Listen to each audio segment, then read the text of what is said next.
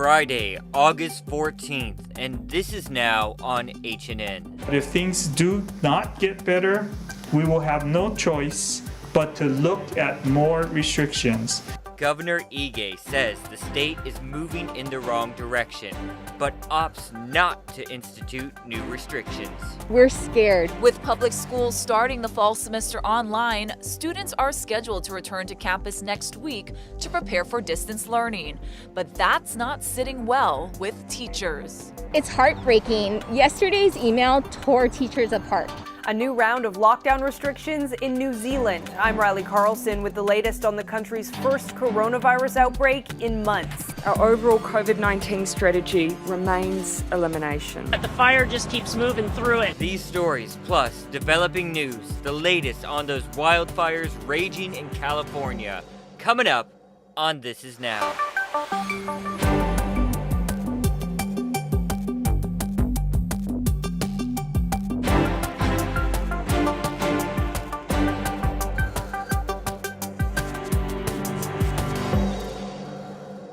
Good afternoon. Thank you for watching This Is Now on this Aloha Friday. I'm Jonathan, your director producer, alongside Ashley.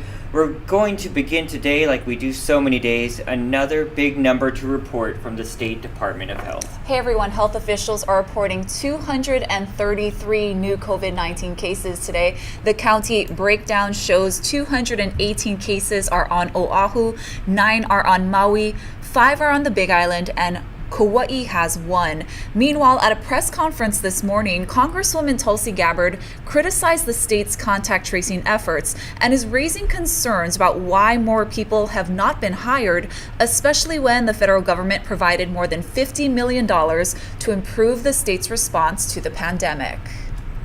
So here's the question. What has changed as a result of all of these failures? Nothing, really. The very same people who have been lying to us for months now still have their positions and they still have their jobs. As recent as yesterday, Governor Ige said he has total confidence in the State Department of Health's director, Bruce Anderson, and the state epidemiologist, Sarah Park. This is astounding to me. My question is, what will it take for our state leaders to actually fight for the people of Hawaii, to put their interests ahead of any other interest? How many more people need to die until appropriate action is taken? Governor Ige says the state may have to delay the pre-travel testing program that would allow mass tourism to resume to the state. As Rick Dasog reports, the industry is already preparing for some big losses. With the case count increasing the way it has, it would be very difficult to implement and start the pre-travel testing program on September 1. Governor David Ige says he still wants to see more data on how the recent restrictions are working on Oahu and to make sure that healthcare resources are healthy before deciding. But tourism executives don't expect the reopening to happen soon. I don't think our industry will even be open till maybe the end of this year. And I think the impact of that continued delay, anybody who was planning to come to Hawaii is going to go to someplace else. Economists say that further delay is only going to hurt the economy more. Continued job losses, continued shutdown of businesses, some permanent business shutdowns. It just really sort of drives home the point that you can't separate the virus from the economy. Even after the state reopens for trans-Pacific tourism, it's going to be a while before the visitor industry recovers. And it's going to be a while before tourism workers are called back in significant numbers. Even if the governor does reopen, we're looking at about 20% occupancy. That's what everybody's saying, 20% occupancy. Is that enough to bring back all your workers? Probably not. Maybe you open up a wing. Maybe you open up a floor of a wing, and you bring back enough workers to handle that. So can we open in, January, February and do 20-25% and try to wrap up by year end. I now do believe it's going to take 3 years. Rick Desog, Hawaii News Now.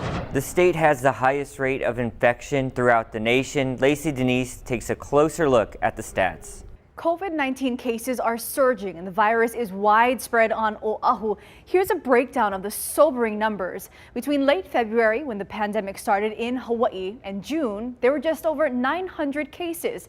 In just the past 13 days of August, we've had over 2,100 cases.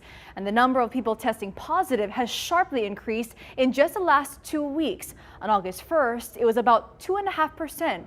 Yesterday, that rate hit double digits, with more than 10% of all tests coming back positive. The chart from the state shows new daily cases by county. Oahu, of course, is at the top of the graph. For every 10,000 people living on the island, there's an average of about 1.6 new cases. Compare that to the other 3 counties and it's not close. They have approximately 0.1 new cases for every 10,000 people there. For This Is Now, I'm Lacey Denise. We first told you yesterday on This Is Now, the Hawaii State Teachers Association is threatening the Department of Education with legal action to prevent school from starting on Monday. Next week, scheduled in-person meetings are set to take place. The DOE says the meetups are needed to prepare for at least 4 weeks of online learning, but the HSTA says it's not safe. Black is the color many people wear to funerals, and that is exactly what will happen if students and teachers meet in person on campuses Monday and beyond. I don't understand the reaction right now. I think it is excessive, and I think it's fear-mongering, and it is also detrimental to the relationships, the very good relationships that our principals have with their teachers who created these plans together.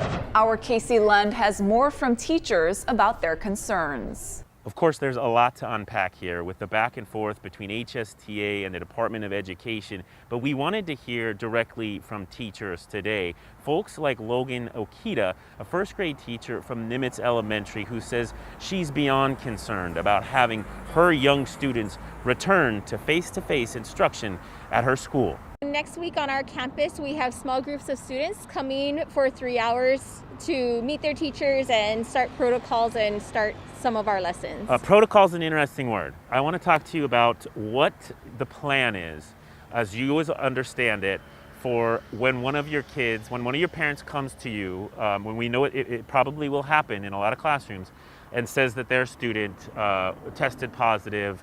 They're taking them, of course, out of class, but what do you do? I'm not totally sure what we're supposed to do if somebody in our class tests positive, except to inform our administrators and then have the DOE and DOH.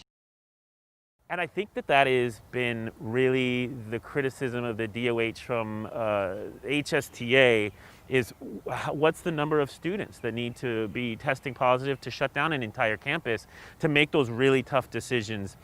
So we're going to be following up on that and of course talking with the DOE. But I want to get to this too, on a personal level, Logan.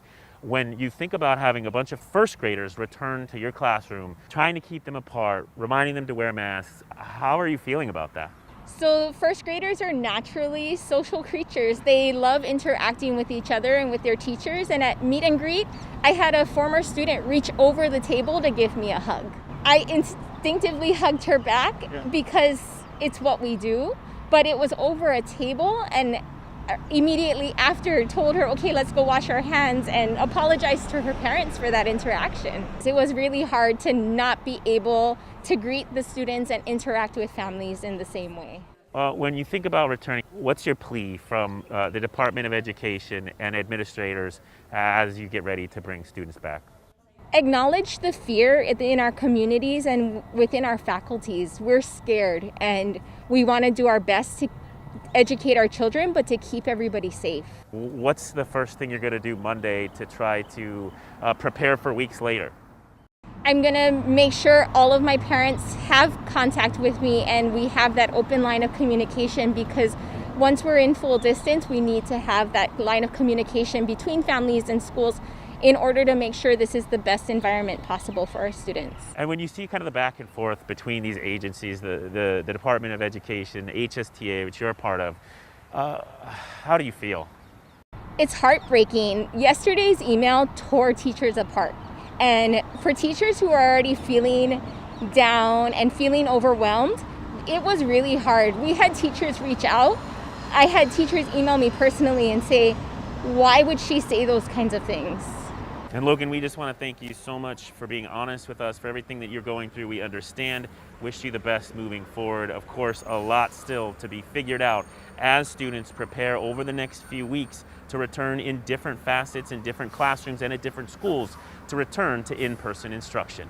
Reporting at McKinley High School, I'm Casey Lund for This Is Now. Last night, H&N hosted a special back-to-school panel discussion, and we're going to give you a little preview right now on This Is Now. Over the span of an hour, school and medical experts answered kids' questions about going back to school, distance learning, sports, and the virus itself. Some kids even sent in their questions via video. Who created coronavirus? Lieutenant Governor? Great question. Man, coronavirus came about because of a lot of exposure to weird viruses out there with some strange animals, it looks like, and it was in China. Wuhan is where this coronavirus started. No one really creates these things, but viruses can change and evolve, and then when they infect people, we're very susceptible to them. We can catch them and we don't have any natural resistance. CJ Rice, here's a question for you. A 6th grader wants to know what will happen with school lunch. Here's the question. Will the cafeteria be opened and will we still be able to eat with our friends? CJ? No, that's a great question. I mean, right now, from 4th quarter throughout the summer, the cafeteria staff have been working diligently, and that will continue with the new school year. We'll have breakfast and lunch grab and go at first, and then when we have little learning hubs, maybe that Ohana bubble, and as soon as it's safe is when we'll get a chance to eat in the cafeteria again in larger groups. But for right now, safety is important, but again, make sure you eat and are healthy and have nutritious meals. Lieutenant Governor, why don't you answer this one? A 5th grader asks this question. One question that I have is, how do ventilators work? LG? Great question.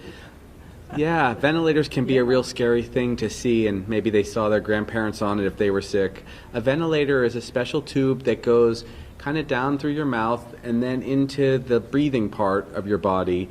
And when it goes into that breathing part, the machine is able to push oxygen in and then let your carbon dioxide out, and it keeps you breathing until your lungs get better.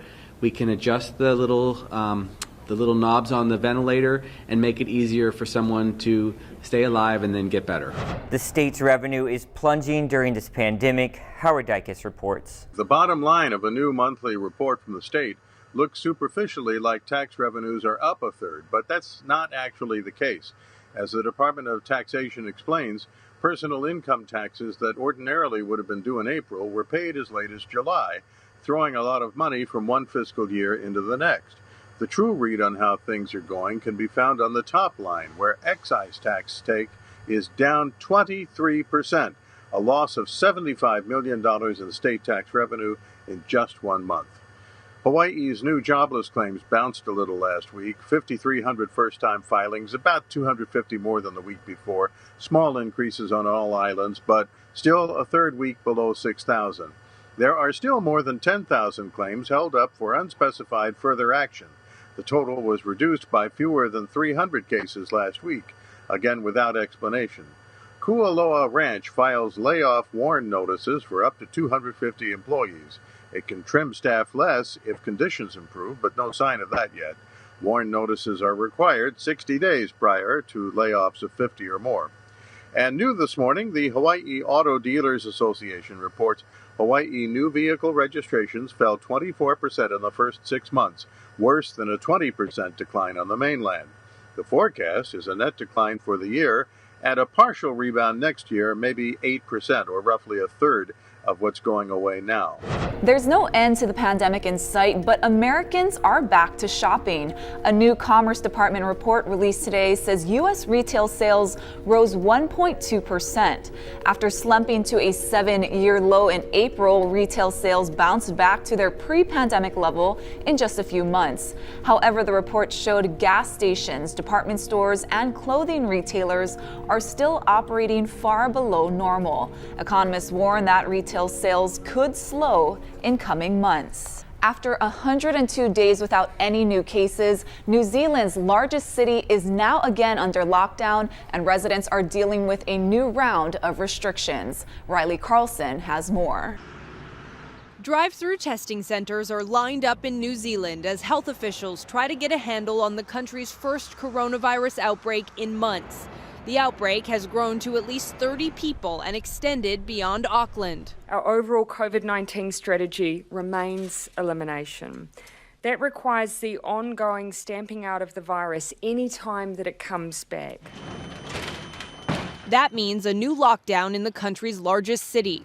Restrictions announced earlier this week have now been extended for another 12 days. Schools and other public places are closing. It won't be as strict elsewhere in New Zealand, but all nursing homes will be closed to visitors, and the familiar sight of grocery store lineups returned as people stock up on supplies. Yeah, very glad that the government has moved quickly. It's the right thing to do. Probably is the right decision, yes. I think we should, until we sort out how far it's spread in the community. The Prime Minister says this strain of the virus is different from New Zealand's original outbreak earlier this year, and no one knows where it came from. Riley Carlson, CBS News, London. Fire crews in Southern California are battling multiple wildfires under some severe conditions. Temperatures today expected to reach 100 degrees. Nichelle Medina has the very latest on this still developing story. Extreme heat and parched vegetation are fueling this wildfire in Azusa, about 20 miles northeast of Los Angeles. The issue we have here is not only steep terrain, but we have very, very dry brush vegetation. It's when it's continuous vegetation like that, the fire just keeps moving through it. The ranch fire started Thursday afternoon, immediately threatening about 100 homes in this neighborhood. It is scary. Residents say there was another fire in this area just 2 weeks ago. And the winds travel this way right now, and you hope they don't shift back the other direction. The fire has created a blanket of thick smoke that can be seen for miles. Another fire about 70 miles north of Los Angeles near the town of Lake Hughes has scorched more than 11,000 acres, around 17 square miles. It destroyed at least 3 homes, but officials warn that number could go higher. It's just sad. You know, that my friends have lost their homes. Crews are battling the blazes under extreme conditions. Humidity is low and temperatures are expected to hit triple digits across Southern California today, lasting through the weekend. There's been no significant rainfall in the region for several months. Nichelle Medina, CBS News, Los Angeles. Wish them the best there with those firefighting efforts. This picture's so dramatic. We'll keep following that for you as well. Have the very latest on KHNL at 5:30. Let's take you outside here. Beautiful day, and I hear it's going to stay that way for your weekend. Here's Billy, who's still in for Guy with the latest forecast.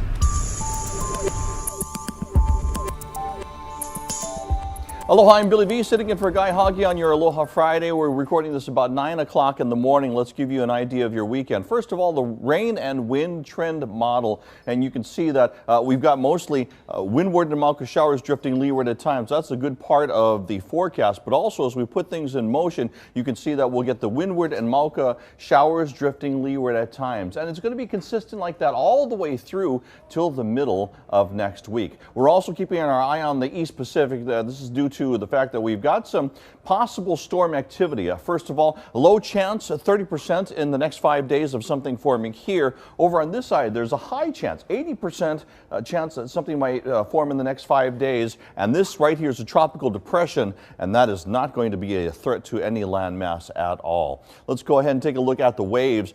First of all, we do have a trade wind swell. That's the east-facing shores. That's going to be a little messy out there and choppy. North Shore is also getting a bump. This is due to an earlier this week storm near the continental United States. Wave energy 3 to 5 there. The rest is below 1 to 3, but box jellyfish are in the water with your UV index at 12. And as you can see, after that energy goes by, there is nothing in the way of energy probably until later part of next week. Let's get you once again the forecast, 7 days, look ahead, and it's really easy. Take today and you can copy and paste that not only for today, Friday, but all the way through the weekend until the middle of next week. As always, get the latest on air, online, on your mobile device, and at HawaiiNewsNow.com. Thank you very much, Billy. Hey, let's check out what's happening on the feeds, guys. Here's what the internet's buzzing about. So Imelda Marcos should look out, and so should Carrie Bradshaw, because there's a new top-selling shoe out there. Check this out. This pair of Nikes worn by Michael Jordan sold for, get this, $615,000. The signed pair of Air Jordan 1s high shoes are now the most expensive sneakers sold at auction ever. Jordan wore these shoes in 1985 in Italy during an expedition game. Now that's pretty interesting because there's a piece of glass in there. You might be able to see it there. That's when he dunked and broke the rim, the back of the rim, and the glass shattered. It got stuck in the shoe.